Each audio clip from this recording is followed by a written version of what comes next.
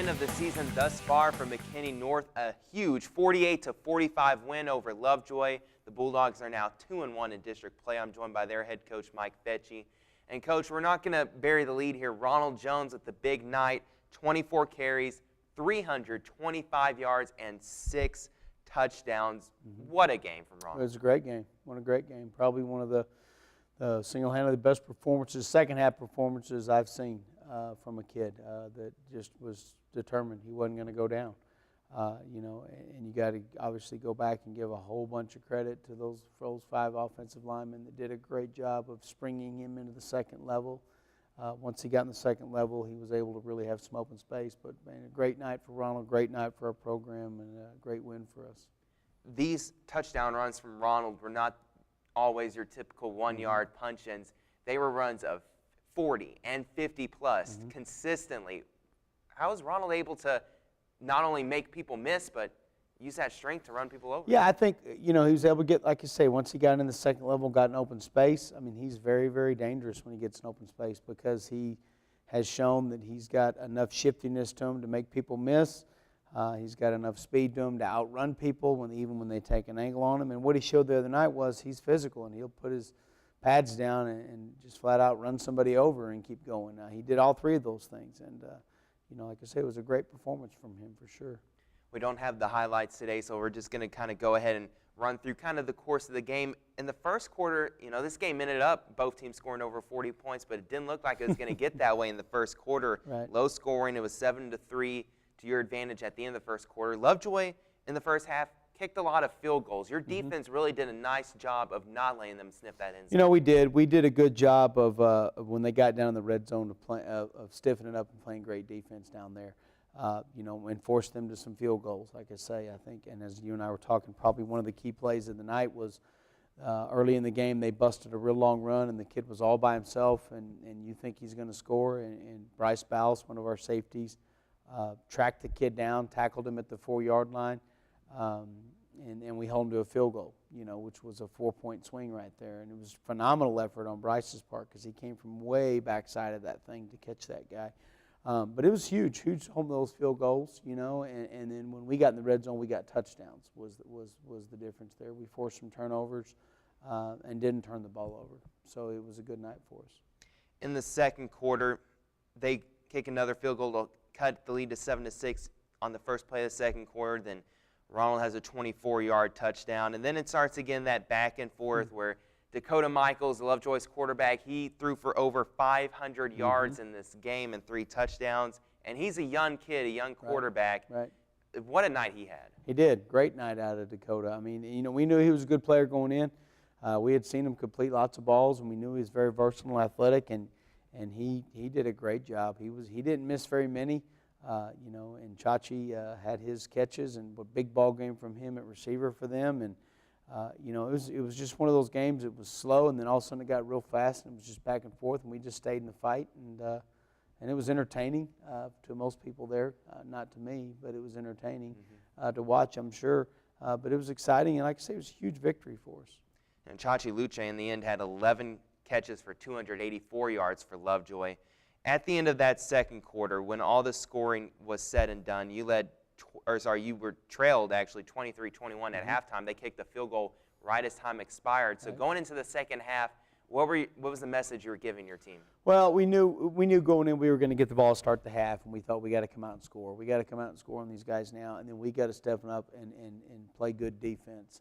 And we just basically went out there and said, listen, we've been in this situation before. We know what this is like. The Prosper game, was a good example of that.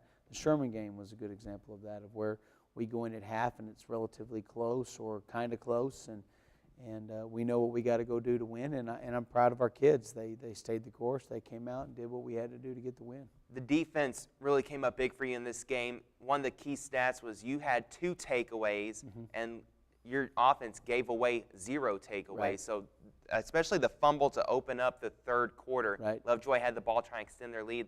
They fumble, and you're going to turn that into points. Yeah, that was big. That was big. We said all week long, said on the show last week, if we can force some turnovers and not have any, we liked our chances. And that's ultimately what it came down to. Those 2 turnovers were giant. for us to get. And then, of course, the big one is us not turning the ball over at all. That was huge. You led 42-38 going into the fourth quarter. Lovejoy takes a 45-42 lead with about 9 minutes left, and then Ronald Jones, a 49-yard touchdown run, ends up being the last score of the game. Mm-hmm. What about that particular play was so special? Well, number one, that we scored to take the lead, and and I remember looking up when he did that, going, man, they got a lot of time still. We're going to have to go play defense, and we did, and our defense went out, and Lovejoy, went down the field, took some time off the clock and got down there and got into the red zone. Had an opportunity to kick a field goal to tie it, and they have a false start penalty.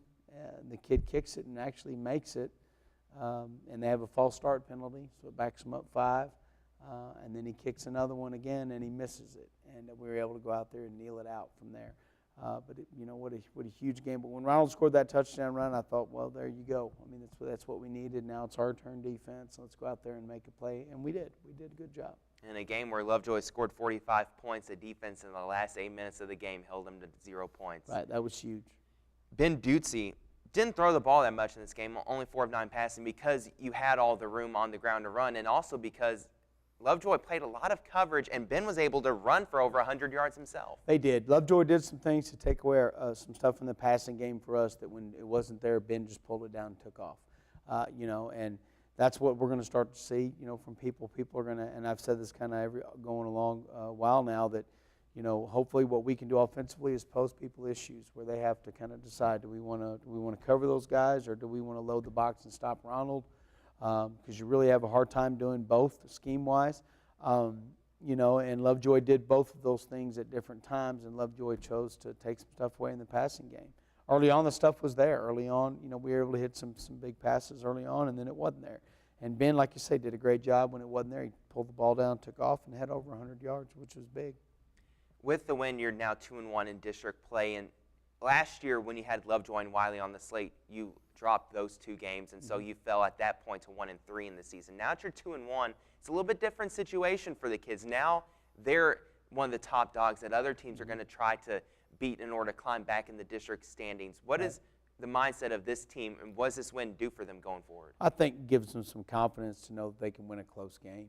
We've had close games up to this point and come out on the losing side of that thing. So to win a close ball game against the defending district champion, a team that has a lot of tradition and does things well in Lovejoy, to win that game was big. To speak particular to where we sit right now, our message to them is you're 2-1, Wylie's 2-1. After this game, somebody's going to be 2-2 and somebody's going to be 3-1. Which one you want to be?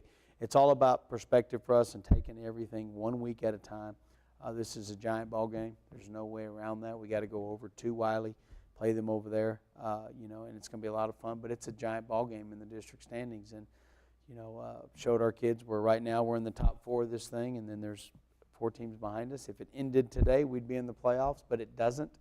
So if we want to be in the playoffs, we have to stay in this top half, and we have to go beat these guys on Friday. What in particular do you feel that the Pirates do well that's going to be the toughest thing to overcome in this game? Oh, they do a number of things well. They're very, very physical. They always are. That's what Wylie's going to do. They're going to be very physical with you. They're going to try to intimidate you a little bit, and they're very good offensively. They throw the ball a lot. They have multiple quarterbacks that they use with multiple athletes they get the ball to. Defensively, they kind of do what they do, but they're, again, very physical, very big up front. They have big defensive linemen that run to the ball well. They got very athletic kids in the secondary that can cover, and it's going to be a huge challenge, but it's one that, we're excited about. Our kids are excited about. We like playing Wylie. We always tend to have a good time. We play them, so hopefully that'll be the case this Friday. And I'm sure teams already were starting to bring more and more people in the box on defense to try and slow down that running attack that you have. Now even more so after Ronald puts up a game of over 300 yards. So for the offensive line moving forward, they're going to be facing now 8 in the box most likely every game. Sure. What kind of challenge do you present to them? What do you tell them to Well, go out I think and do? one thing we tell them is that if they put 8 in the box, you can only block 5 of them because there's only 5 of us. We tell them, don't worry. You worry about the one you're responsible for, and don't worry. Let Coach Harden as the offensive coordinator and Ben as the quarterback and Trey Smith and Kervin Parks and Trey Sanders and those receivers worry about some. You know, you as an offensive lineman got to do what you do. You got to win that individual war, which is a battle every play. Go win that, and then let everything else sort it out. And I think those guys, all being veterans, they understand that. You know, we've seen that before, and they're ready for that, and it'll be exciting for them. Well, Coach, I'm looking forward to Friday's game, and good luck to you. Good, thanks, appreciate it.